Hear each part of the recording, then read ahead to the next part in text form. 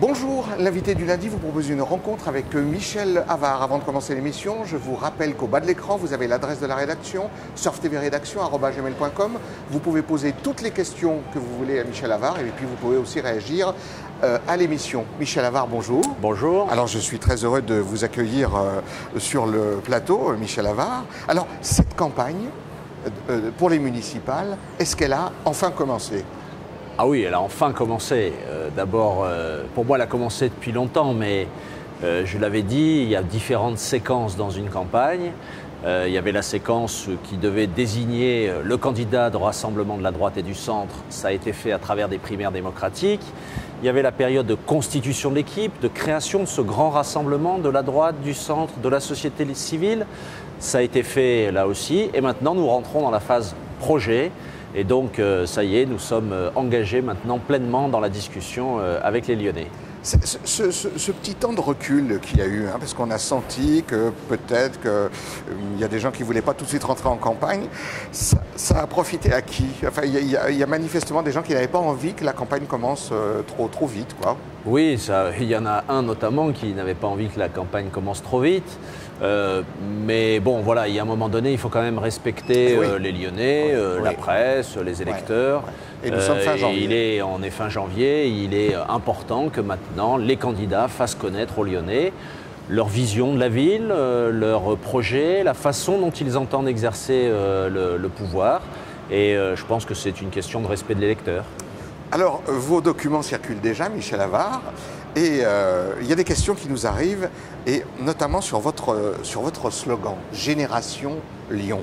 Alors, ma question, Michel Havard, ça va être, est-ce qu'il y a un message subliminal derrière cette formule « Génération Lyon » parce que ça en rappelle d'autres, historiquement. Oui, il y avait eu la génération Mitterrand, c'est à ça que vous faites référence, bien sûr. Non, j'ai souhaité utiliser ce mot génération pour désigner une nouvelle conception de la vie politique et puis également pour désigner le fait qu'un certain nombre d'acteurs nouveaux puissent s'engager dans la vie municipale. Je pense incarner ce renouveau, je pense incarner cette génération de ceux qui ont des expériences. J'ai 10 ans d'expérience dans le privé, 10 ans d'expérience dans le public. Et donc voilà, j'ai trouvé que c'était un beau slogan, mais nous avons adossé le nom de Lyon à ce mot génération. Oui. Alors, Michel Havard, je crois qu'il faut le souligner, vous allez quand même nous en dire un mot, parce que ça n'a peut-être pas été facile. Pour la première fois depuis longtemps, il y a une liste où vous êtes arrivé à réunir le centre, la droite, vous êtes arrivé à faire une liste d'union. Il y a longtemps que ça n'était pas arrivé. Oui, ça fait longtemps que ça n'était pas arrivé et je suis très heureux que nous ayons réussi avec Christophe Jourgeon, le responsable de l'UDI, à faire cette union.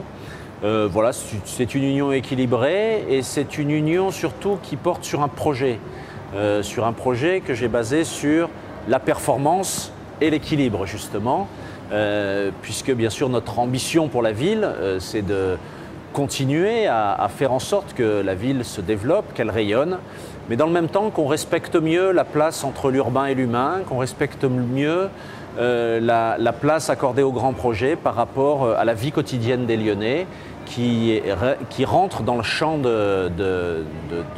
d'application d'un maire. Alors, Michel Havard, qu'est-ce que vous avez envie de dire aux Lyonnais dans ces débuts de campagne ? Qu'est-ce que vous avez envie de leur dire ? J'ai beaucoup de choses à leur dire.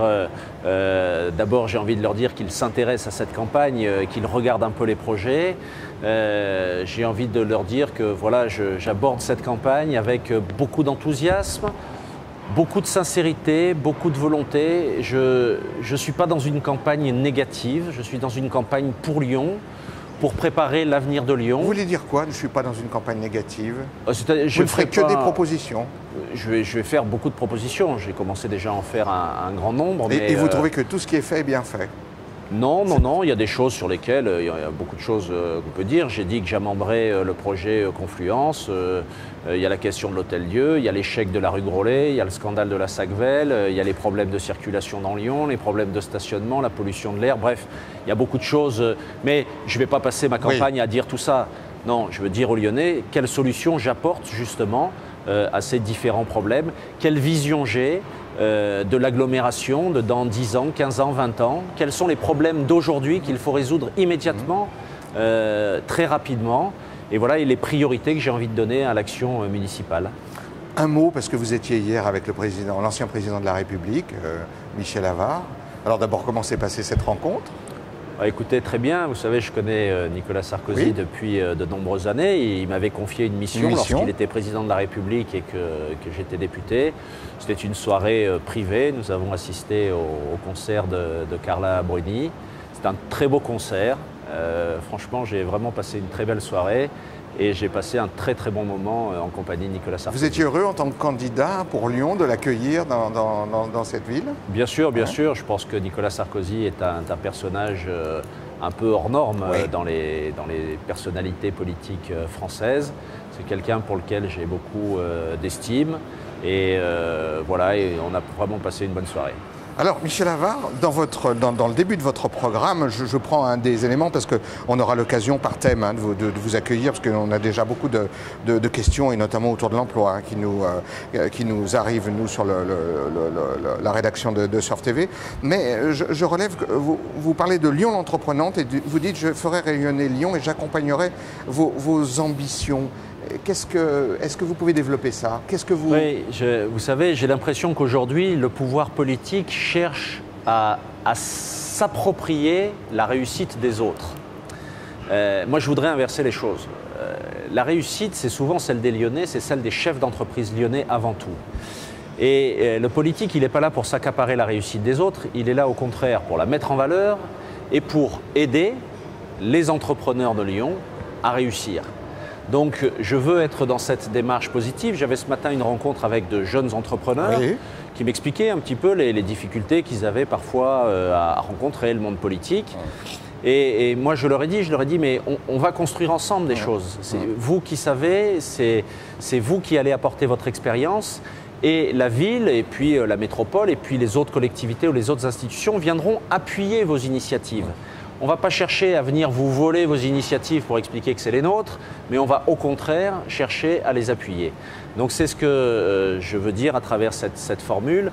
Et Dieu sait s'il y a des chefs d'entreprise innovants, créatifs et entreprenants dans cette ville. Est-ce que vous pensez à des actions concrètes, si jamais demain vous êtes à la tête de cette ville, vous pensez à des actions concrètes que vous pourriez avoir pour encourager ou l'entreprise, ou la création d'entreprise? Oui, bien sûr, il y a une proposition que j'ai faite qui est celle de création d'un grand incubateur qui serait le plus performant de France, qu'on appellerait l'ouvrage, puisqu'on imagine l'implanter du côté de la Croix-Rousse. D'accord. Donc pour rappeler Matériellement, ça se passerait comment? Ce serait une espèce d'énorme espace de coworking? L'idée, bien sûr, c'est d'avoir un grand espace, à la fois avec des espaces de coworking, avec un Fab Lab, c'est-à-dire un lieu où on peut usiner des prototypes, avec un certain nombre de services supports qui permettent aux chefs d'entreprise de pouvoir bénéficier de compétences dont il a besoin. C'est un accélérateur de la réussite. Il y aurait aussi, bien sûr, dans cet espace-là, des financiers. Il y aurait, bien sûr, dans cet espace-là aussi des lieux de vie.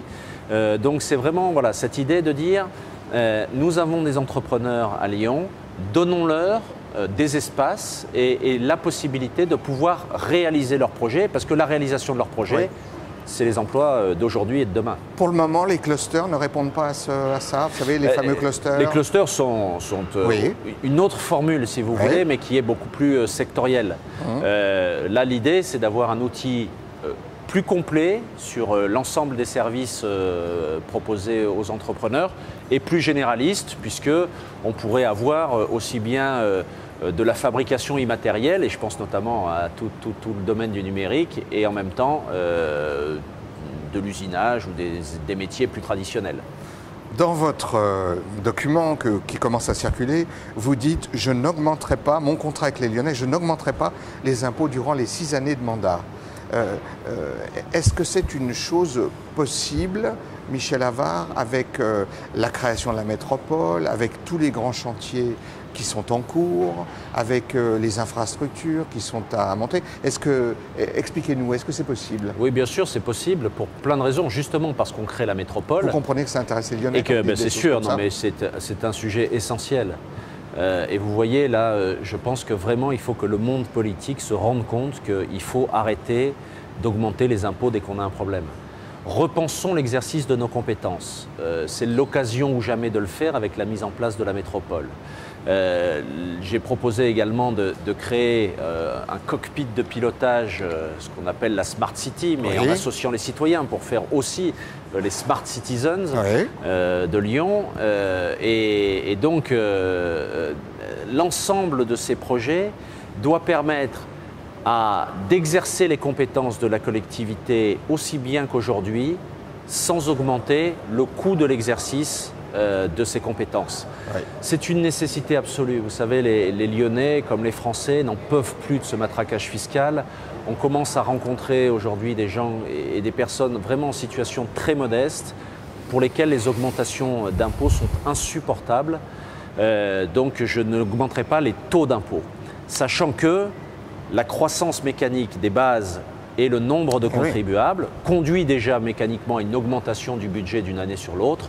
Contentons-nous de cette augmentation mécanique sans en rajouter à travers une augmentation des taux.